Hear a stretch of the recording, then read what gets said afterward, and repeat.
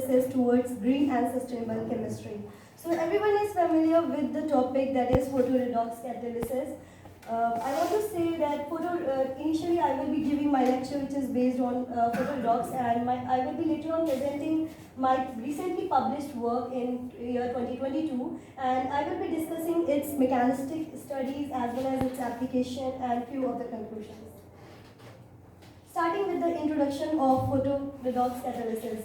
Photoredox catalysis is just basically using the light energy to convert it into chemical energy or synthesizing any molecule. So in this catalysis, we use single electron transfer. This single electron transfer plays a prime role in converting any, there can be a generally drawn method like having transition metal complexes or organic dyes can play a supporting role which can further generate a radical cation and radical anion, which further forms neutral radical as a reacting species, and this reacting species initiates the chemical transformation.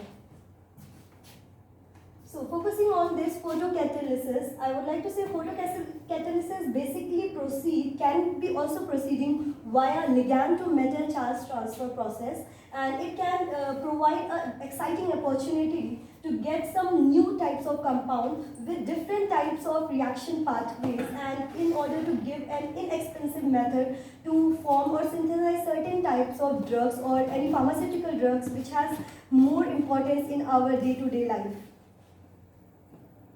And because I mentioned that there is a need of photoredox catalysis, so I want to say this is a general example where in general we are taking iridium or this type of metals, transition metals, using these type of transition metals which are actually expensive, and then because they have certain kind of maximum absorption at particular wavelength which help us to give any selective product with what we desire. So that's why it is like of great importance, and it has a long-lived excited state. It can undergo single electron transfer catalyst. Therefore, it is a part of photoredox catalysis, and it can be effective as an oxidant as well as a reductant both. Simultaneously, it can lead to the formation of neutral radical species, thus leading to the formation of our desired product. And it has a triplet energy of 56 kilocalorie per mole. These are some of the other examples of chemical structures of some of the common photoredox catalysis where we can see eosine Y, rose bengal, as well as you can see these iridium and ruthenium. These are like little bit expensive metal catalysts, but these are the organic photocatalysts which can be used. But still these have some kind of drawbacks because this organic photocatalyst also undergo photo bleaching pathway. Photo bleaching pathway is nothing but just like it's converting the photoredox catalyst to certain undesirable form. So we cannot use that catalyst as further. And now the significance of this photoredox catalysis, why in day-to-day life, or we can say more recently nowadays, photoredox catalysis is much more in use, because this has a powerful strategy for converting or activating any kind of small molecule. In general, if we go through thermal pathway, then we require much more bases, additives or oxidants in order to generate that activation, in order to activate the molecule. But if we go through this photoredox catalysis pathway, then only catalytic amount of metals is required, and that can be converted into the activated small molecule. And in this photoredox catalysis generates excited species after photoredox catalysis, which can act both as an oxidant as well as a reductant. And thus it provides a unique ability to get the new reaction mechanism pathways.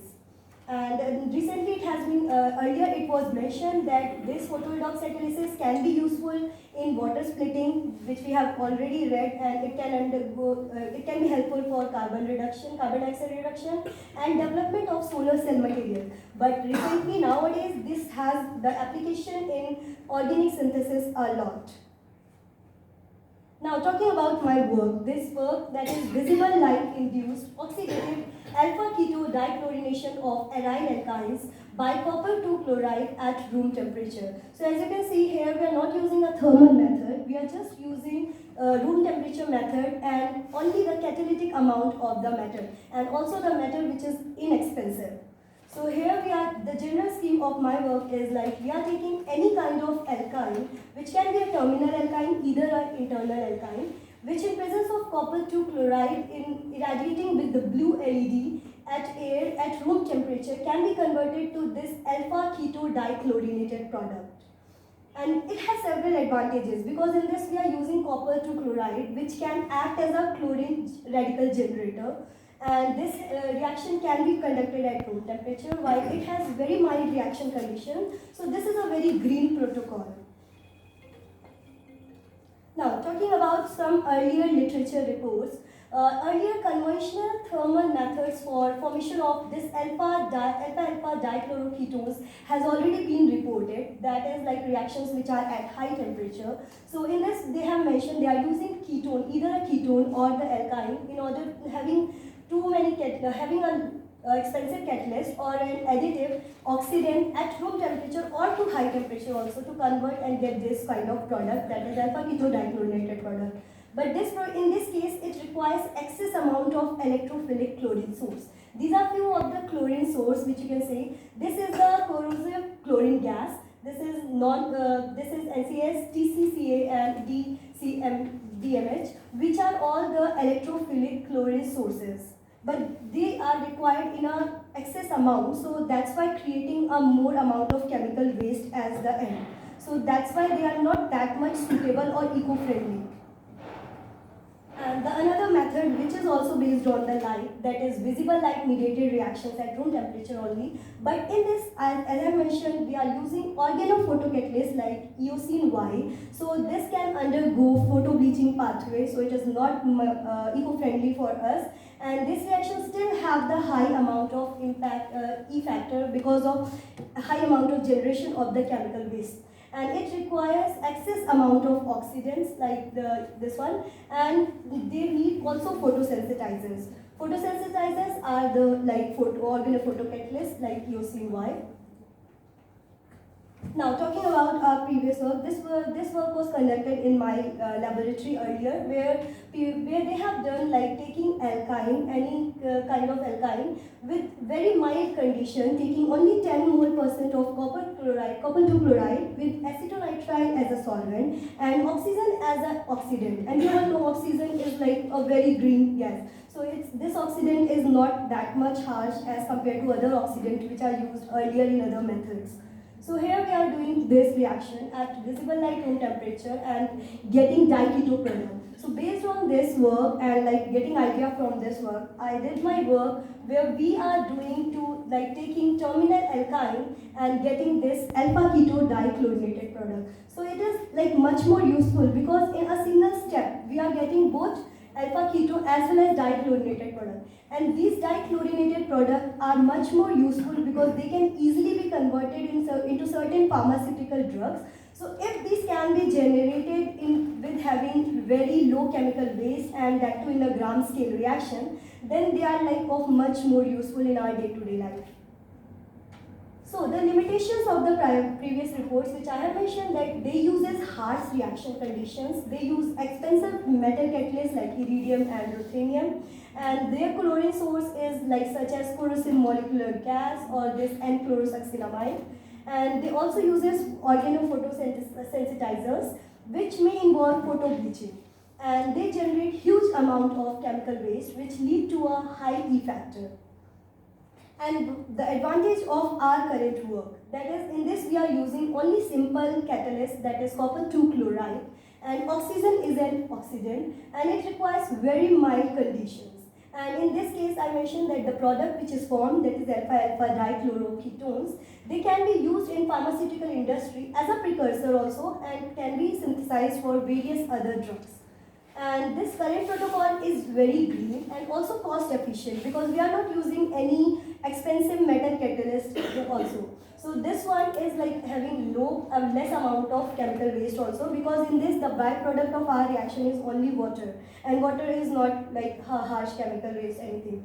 So that's why this has the very low E factor. And later on, when I found the general scheme for my general reaction, then I screened several of the solvent or optimized my reaction condition to know that which condition can give me or a high amount of yield. So I found that when copper chloride used as a catalyst in presence of 2.5 equivalent of like very less amount of HCl, then it can give 80% of yield of this model substrate, that is phenylacetylenine. And when this reaction was conducted in the absence of HCl, then we have the lower yield. This shows that HCl do play a role in order to catalyze the reaction and increasing the amount of the yield. These are the substrate scope of the terminal alkynes which I have seen. And in this substrate scope of all the terminal alkynes, I can see that most of the substituted group, whether it is the neutral substituent or the electron donating substituted group or the electron withdrawing substituted, and the halogens as are well tolerated in this standard situation. In this case, we can see this halogen, and this is the electron withdrawing substituted group. No matter what's the position of the substituent, whether the electron donating or withdrawing group at one position or two positions with the terminal alkyne, in all the cases, the yield was not much differ, and they all can undergo this alpha keto dichlorination. And later on, when I obtained the crystal for product for this sinusocclusive, we also got the crystal data, few of the crystal data, in order to confirm the product structure. And talking about this two amine substituted, exceptionally in two amine substituted and this aliphatic alkyne, we didn't obtain the product, that is expected product, keto dichlorinated product. And talking about this heteroterminal alkynes, this was like different to our expectations and very surprising result for us, where in the case of pyridines, we were getting, instead of getting keto dichlorinated, we were getting tetrachlorinated product. That too both in the pyridines only, whether the position is 1 or 2, no matter. But in the case of thiophene, it was similar to our initial general condition. So the reason for this one is still not known. We are trying to find the reason also. And now talking about the internal alkynes. Internal alkynes are a little bit difficult to like carry out in the reactions because they are like at the position where we don't have much acidic proton. So that's why, but still we find out, because if the situation for this is like similar, like it is having a symmetric structure, then we are getting the same amount of yield. But for the unsymmetrical internal alkynes, we are getting the product in the ratio. That is, one is this side and the other one is the keto on the other side and the chlorination on the other side. So this product was, the RF factor was very less, so it wasn't separable. So we find out the NMR yield, and from the NMR we found out the ratio, that how much is the ratio for the one product or the other. So it was found to be 1:1. And talking about the control reactions which I carried out, in order to propose the mechanism and to get to know the reaction pathway, I carried out certain control reaction, one of which is like O18 water experiment, in order to determine the source of oxygen atom in the product, whether the oxygen atom source is oxygen as an oxidant which we are using, or the water from the acetonitrile, because the acetonitrile we are using can have the moisture or something, and it can also, the water from there also can provide the oxygen in the reaction. So in order to know that, we carried out this reaction. So we use this O18 water with acetonitrile to check whether we are getting this O18 product or no. But we found that we are getting O16. With the mass data here, we confirm that we are getting O16. So we confirm this thing, that the oxygen is coming from the oxygen of the atmosphere. So we were using oxygen balloon in order to provide the proper oxygen atmosphere to that. And now here comes the UV data. This is the UV visible absorption spectra for copper 2 chloride in presence of acetonitrile as a solvent, where when we saw that copper 2 chloride with acetonitrile was used at, with this 1A is our general standard phenylacetylene. When this was irradiated for 30 minutes, then the copper 2 chloride which was used was used up. That's why we were not getting any absorption peak. But in the other case where we were having HCl, in that case we were getting this absorption peak. So this shows that HCl provides the extra chlorine in order to form again copper 2 chloride, and that can be used up in the reaction. And this is the EPR spectra, EPR data resonance data. Initially we didn't perform this EPR resonance because earlier in our work we have mentioned that our chemistry is copper superoxo chemistry. We were sure with that, but one of the reviewers said that they want to have the EPR data for this so that it can be confirmed whether the radical which is forming during the reaction is superoxo or other radical. So we performed this EPR data in order to know that this radical which is formed during the reaction is the superoxide radical. And when this EPR was performed without copper chloride, because we know chlorine is the source, copper chloride is the source for the chlorine, so we didn't obtain any kind of signal when this reaction was performed without the copper 2 chloride. Few of the other copper control experiments are like we were using isotope labeling experiment where we used D-phenylacetylene, and then we carried out same standard condition, that is taking 20 mole% of copper 2 chloride with 2.5 equivalent of HCl, acetonitrile and air. Then we found that this was a yield where 76% deuterated product we have obtained. This is 76% and still the 72% is the actual yield of the product. So that means 76% is the deuterated. Other proton product is also there because this proton is very acidic in nature. While we are purifying it with crystal silica gel chromatography, then only this proton can be switched with the proton of the silica which is present in the column. And we have also done this reaction with DCl. That is, instead of, this was also the question asked by the reviewer, that is, why instead of using HCl, can we use DCl also to get the same product? So then we carried out this reaction and we found that in this case also we obtained little deuteration, but not that amount of deuteration what we were getting in other cases. And this is the proton NMR for the deuterated HCl data.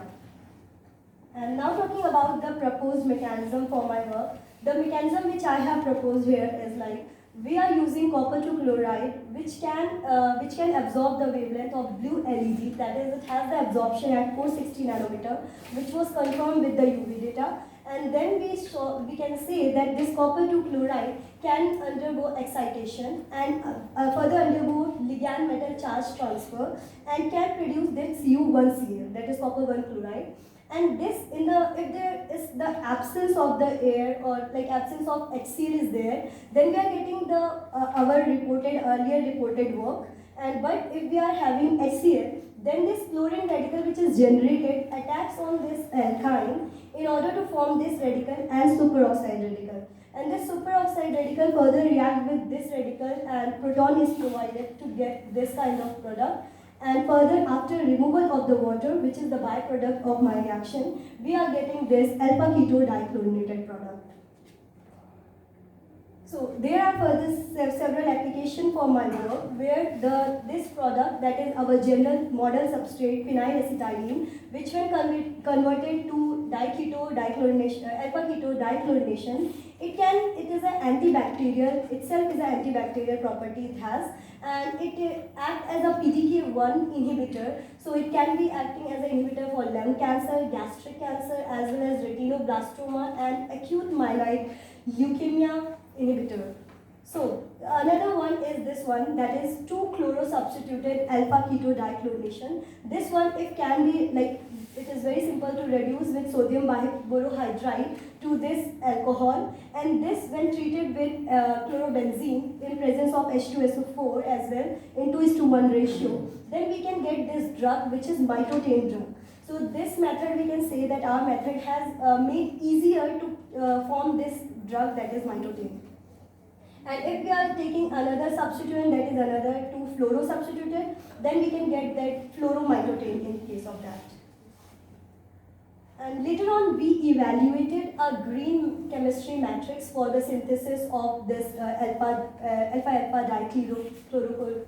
dichlorinated product. And in this, we can see this is the atom economic percent and reaction mass efficiency. Taking these into consideration, we found out that there was only 6.27 kg waste for 1 kilogram of product. So for this, we also did the gram scale reaction, that in when we are taking 1 gram of reactant, then how much of product we are getting. From that gram scale reaction, we found out that E factor of this current process, what we are doing, is 10.1 times better than the reported photochemical process. That's why our method is like 10.1 times better than the other thermal reacted or other visible light reported methods. It's 6.27 kg per 1 kg product. Yeah, like if we are forming one, if we are getting 1 kg of product, then what? 6.27 kg is waste. No, like if 1 kg of that, I think the gram is the problem here. I will correct that, Professor. Thank you. And now talking about the eco-scale value, eco-scale evaluation. In that eco-scale, we are getting 100 eco-scale actually is calculated by like 100 minus sum of the individual penalties. Like we are having penalty points if we are getting the lower amount of yield, or if we are having the high prices of the solvent we are using or the catalyst we are using. If the price is like high, then we have certain kinds of penalty points for that. And if we are using not safe chemicals like HCl, hydrogen chloride, then we have certain penalty points for that also. And also other things like technical setup, temperature, time and workup and everything, they have certain penalty points. So if we consider all these penalty points, then we calculated the eco scale, and we find out that this eco scale can be 55. So according to this score of eco scale, we found out that this method is an acceptable green synthesis process which is based on economic, safety as well as ecological features point of the view. And now proceeding to the conclusion of my work, here I want to say that this method which we have developed is very green and simple method for the oxidation of alkynes to alpha-alpha dichloroketones, as well as we are using simple catalyst, that is copper 2 chloride. Oxygen is acting as an oxidant here, and it requires really mild conditions.